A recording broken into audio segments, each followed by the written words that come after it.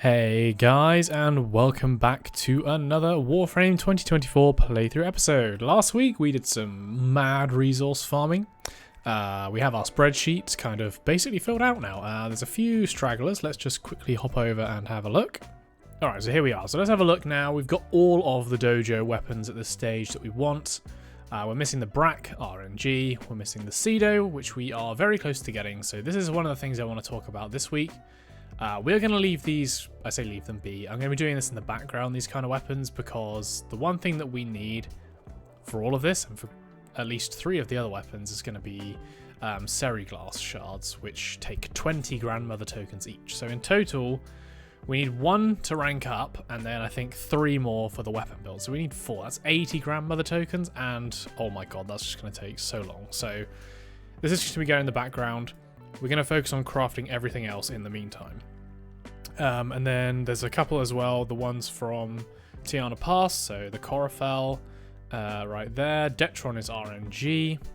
And then Hate also RNG. I can't believe we haven't got that yet. That's pretty crazy. Hesbar we will buy with Platinum. I do not want to have to farm that. And then Compressor I'm also going to buy with Platinum. I do not want to rank up that much with the Vent Kids. Machete we will get very, very soon. Onos we can still farm up. That's another straggler. Quartak we actually have. I don't know why that's not ticked off. And then Cedo, I'm missing 1 part, so I'll probably buy that as well. Stephalos is the other Tiana Pass weapon. And then Wolf Sledge we're probably going to have to buy with Platinum, but it is a very expensive weapon, so yeah, that one might have to wait a while as well. But to begin with, we'll probably focus on getting, well, we'll definitely be getting the last Samaras weapon we need very soon. I was kind of hoping I would get the machete as a login reward before we had to buy it from Samaras, but hey ho. And then we'll also focus on getting the Onos, and then we still need to farm up a ton of Oxium and also Cryotic, which is going to suck, and it's going to take a while, but that's what I want to get done this week. So yeah, that's what we're going to focus on. The Oxium shouldn't take that long. I reckon we can get this in about 2 hours, I think, of farming 11k, well 12k basically. I think that should be just fine with our build, and considering how much we got last week. We could even get just a resource booster and not a resource drop chance booster, because Oxium is a guaranteed drop from an Oxium Osprey. I don't know if a resource drop chance booster affects the likelihood of drops from Korra's Pilfering Strangledome. I don't know, but I think either way, you know, Cryo as well is not going to be affected by a resource drop chance booster, so rather than waste Platinum on a resource drop chance booster, we just get the resource booster and that's it. And we could even get a week-long one for that. Might be worth doing, because there's a lot of other stuff on here that we're also going to need to get. So yeah, let's get into it. Alright guys, so first things first, we are going to try and get the Onos. Now the Onos drops from B rotations on Entrati Disruption missions. So the way that you get to B rotations on Disruption is very different to sort of normal game modes. You kind of have to choose how many Demolists you want to kill. We need to be picking up these as well. So in the first rotation, or in the first round, we need to get all 4. And then I think we want 3, and then 2, and then past that point it is just 1, I think. Potentially 2 we can also do. That we need to kill. The rest can actually destroy the points, and then we'll get the B rotation every time. Now, the likelihood of getting this is actually, it's like 5% per B rotation, so it is not a high drop chance. And I think it averages out at like, you're guaranteed it after 120. So yeah, it's not the easiest one to get, but we'll get there eventually. I have bought a 7-day resource booster, because I think we're gonna need it. But yeah, I'm just gonna keep going on this, guys, until we either get it as a drop or we have enough capillaries to actually just buy it outright. So yeah, I'll catch you guys in a bit. Alright, so I've altered my approach a bit here. What I'm doing, I'm on Steel Path, by the way, I forgot to mention that. And basically, I'm just doing the first 2 rounds, because in the first 2 rounds, you can get all 4 of the Demolists, and you will still get B rotation rewards. So I get 8 Demolists worth of whatever the capillary things are that we need to actually buy the Onos if we don't get it as a drop. As opposed to if I was to stay on, then obviously I'd only get like, well, by over round 4 it would be 1 Demolist's worth, which is not good. And I'm, you know, if I get unlucky, then it's going to take me ages to get all of the capillaries that I'm going to need to buy the blueprint, rather than farm for it, like we're basically currently doing. Yeah, vessel capillaries. So that's what I'm doing. I'm literally just going to round 2 on steel path, and then I'm resetting. You usually get between 40 and 50 vessel capillaries each time. I think we need like, I don't know what we need actually. What do we need? I think it's 350 for the Onos blueprint. I did manage to get another Ruvox blueprint, which sucks, but hey ho. So yeah, I'm just going to keep going, guys. And yeah, max hopefully 8 rounds, or 8 lots of 2 rounds, and we should have it. If not before that, if we get kind of lucky. Alright, so that should be Onos in the bag. Unfortunately, we didn't manage to get it as a drop, but hey ho, you can see we got 2 more Ruvox blueprints and 2 more Ruvox blade blueprints, which is ridiculous, but whatever. Okay, so now I want to move on to Tiana Pass. So let me just check what we've got of this. So it's the Corofel, which I do have. Yeah, we just need the barrel and the receiver of the Corofel, and then what else? Let me just check my spreadsheet. Stephalos. I don't know if I have any of the Stephalos. I have the barrel and the receiver. I'm not sure if there's a stock that I need as well. Guessing there's going to be. Yes, there are. So the stock is rotation B and the blueprint is rotation A. And then the Corofel, we needed what? The barrel and the receiver. Oh, actually, let's just check to see how many Rania crystals we have. Okay, we have like none. So we may as well just start farming that. So we'll take Titania for this, I think. Titania speed. I think we'll be alright with this. Yeah. Sure. So, Mars. Oh, we don't have it on Steel Path. That's unfortunate. You know what? Let's just stick it on normal. And we'll just grind it out. I think that's fine. Not the most efficient way of doing things, but that's how we're going to do it. Alright, so yeah, I'll do this, guys, and then after that, we should basically be ready to collect the last little bits and pieces that we need. Alright, guys, so it's taken me a while, but we've got our first Seriglass shard. We need 3 more now. Oh my god. I'm actually not counting any of the resources that I have for Damus right now because I have to use so many of them to get all of the tokens to get the Seriglass shards. It's kind of ridiculous. But anyway, we should now be able to rank up to the final rank. We're going to have to go through some dialogue, so I'll probably quickly skip this. We'll get ourselves the Helmet Invigoration segment. Good. And yeah, now comes the dialogue, so let's just skip over this quickly. Okay, so that's now done. So if we travel, we're going to have to go through more dialogue now, aren't we, every time we go around, so let's go to father. Yep. Don't know how long this is going to be, but I'll probably pause again. Alright, so parts requisition. No, we don't do that. What am I doing? Browse wares. We need to get the barrel, the receiver, and the Cedo stock. So we need 15k more standing. I think we can do that, but we're going to have to sit through some more bloomin' dialogue, so hold on a minute. Right, so exchange. No, what am I doing? Trade tokens. I'm going to only do what I need here because the rest we will use for seriglass shards. Let's redeem that. And then we will head back over to father. Cedo barrel. Cedo receiver.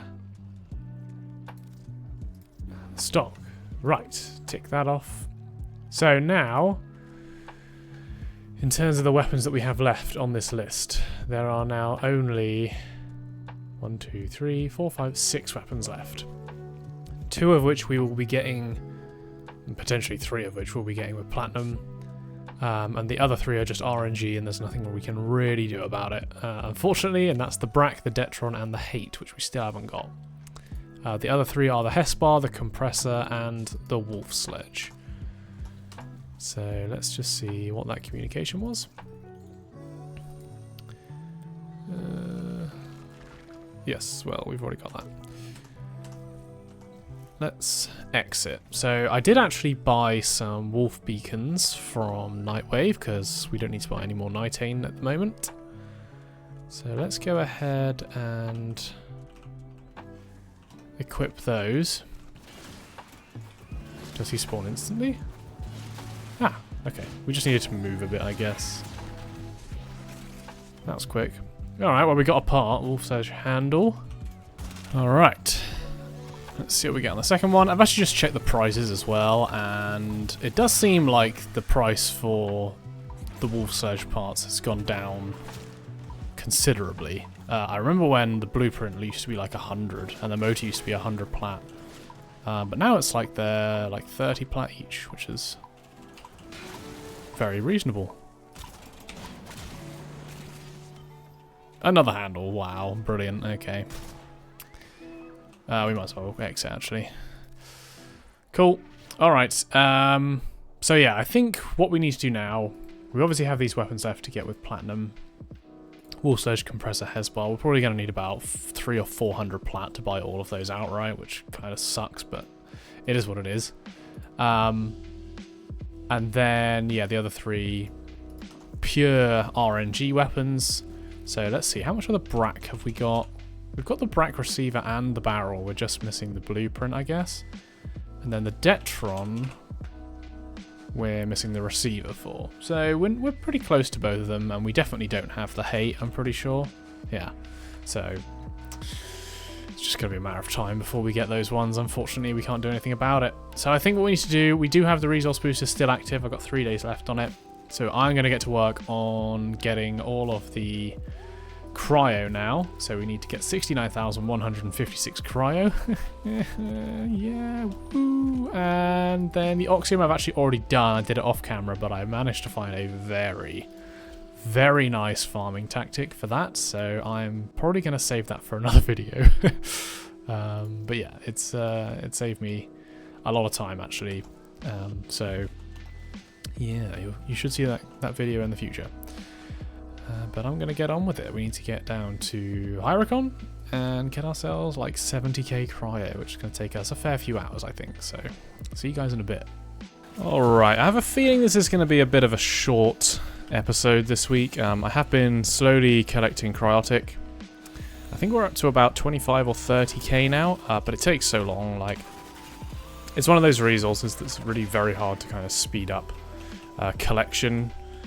Because you get, with a resource booster, 200 at a time, and, you know, without insane cat RNG, there's not really much that's going to change that. So, yeah, it's going to be a while, I think, before we get the full 70k that we need. I'm going to try and do as much as I can. It is Sunday now. But obviously, yeah, like, literally the only thing we're doing is just farming cryo, and obviously at the moment I'm monitoring invasion missions as well for Fieldron, Detonite, and also Mutagen Mass. I'm thinking Mutagen Mass is probably going to be a very, very difficult one to collect. There's few invasion missions that come up with Mutagen Mass on, and when they do come up, they're either 1 or 2, and generally speaking, the ones that come up with 2 are either like mobile defense or survival missions, which I don't want to waste time doing. Like, if it's assassinate like this, and I can do 3 missions in the space of, you know, 3 minutes, then it's definitely worth doing, right? But 3 survival missions, or 3 defense missions, or 3 mobile defense missions, you're at 15 to 20 minutes. Like, it's just not worth doing. You can probably farm enough platinum to buy a mutagen mass in that same amount of time, maybe even 2. So yeah, in my opinion, it's just not worth doing unless they are fast missions. So we're going to probably end up farming platinum for the mutagen mass at least. I think we can easily get enough field drawn and detonite from doing invasions, but definitely not mutagen mass. So we will have to farm up some extra plat for that. And I do have, I think, a platinum farming method in mind. I want to give it a trial run though before I decide to do anything and see actually how much platinum I can make in an hour from it. Or maybe I'll do a couple hours worth just to get an idea of balance, but I'm hoping it might actually bring in quite a lot, like maybe 120 plat plus an hour, and reliably, I should say as well, not like RNG based, but somewhat reliably. So yeah, we'll have to wait and see. But I'm just going to keep doing, I'm basically just going to keep doing invasions, guys, and I'm going to keep doing cryo farming for the rest of this week. So I'll quickly check how long the video's been going on for, and then kind of decide where we want to go after this. Okay, guys, so we are kind of coming towards the end of the video here. I wanted to just give a few kind of tips on how I'm doing my cryo farms. I realise I've been over this a few times, but it's always worth just mentioning. A lot of people do ask me kind of what I'm doing. So I never play this on Steel Path. I'm just farming cryo. Things just sort of get too hectic too quickly. It's much more chill just doing it on normal, and it doesn't wholly affect your income at all for cryo. Obviously you can get Steel Essence and whatever else, but yeah, for the most part, just playing on normal is fine. Also, if you're on solo, remember that you can actually transport 2 energy cells at once. One in your operator and one on your frame, which is what I'm doing here. So I'm moving one with my operator over to the new point, and then I'll switch to my frame, and I can get another one in like that. And I'll go ahead and throw down my Strangledome. So I'm doing this on Hyricon. Let's just grab that. He wasn't going the right way. And the reason I'm doing it on Hyricon is because Infested... I mean, you can do it on any Dark Sector excavation, to be honest, because Infested are by far the best faction to do excavation against, because you can run Cora. Benefits of running Cora, obviously, as you can see, the Infested don't make it to the excavators, so they're not going to damage it, and the ones that can, so the Eximus units, they just kind of attack their teammates rather than the excavator unit, because that's what they're kind of programmed to do. So yeah, that's why you run Cora. And also, as well, with Pilfering Strangledome on, you can get more than 1 energy cell drop from a single carrier, which is also very nice. I'll see if I can maybe show an example of that here, although this one's going to attack me now, so I'll try and nudge him in. There we go. Yeah, so you can see this one dropped 2, so I can now take 2 over to the next point. Not going to worry about that. Okay, well, it dropped the shield by a tiny amount, so yeah, whatever. And you should always have 1 on the go, like at all times, at least 1, by doing this tactic. You can have more. You can have a lot more, actually. But yeah, for the most part, this is just a very chill and easy way to farm cryo. I don't have to really think about it at all. So yeah, this is what I'm going to be doing for absolutely ages. Okay guys, so we'll round out the video there. We are about halfway on the Cryotic grind. We're at about 36,000 right now. So yeah, still a ways to go. But we should be able to finish that off before our resource booster runs out. We still got another 2 days, 12 hours left to go on that. So yeah, that's basically what we're going to be doing at the start of next week. And I do want to just reiterate, things are going to be changing moving forward. As I've already said in a previous video and an update, I am starting a new job next week.